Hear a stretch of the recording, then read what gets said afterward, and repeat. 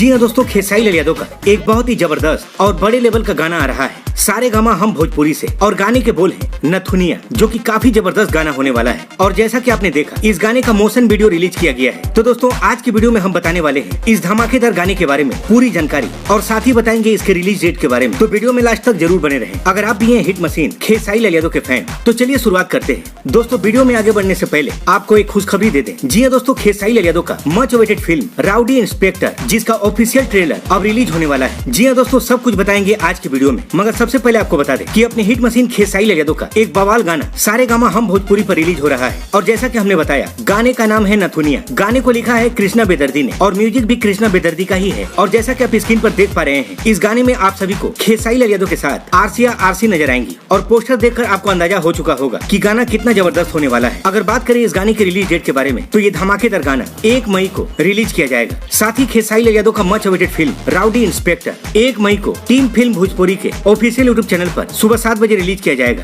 तो दोस्तों खेसारी लाल यादव के नथुनिया गाने का पोस्टर कैसा लगा, और आप खेसारी लाल यादव की फिल्म राउडी इंस्पेक्टर और सारे गामा वाला गाना नथुनिया, इन दोनों में किसके लिए ज्यादा एक्साइटेड है, हमें कमेंट बॉक्स में जरूर बताएं। इसी के साथ मिलते हैं अगली वीडियो में। तब तक के लिए जय हिंद।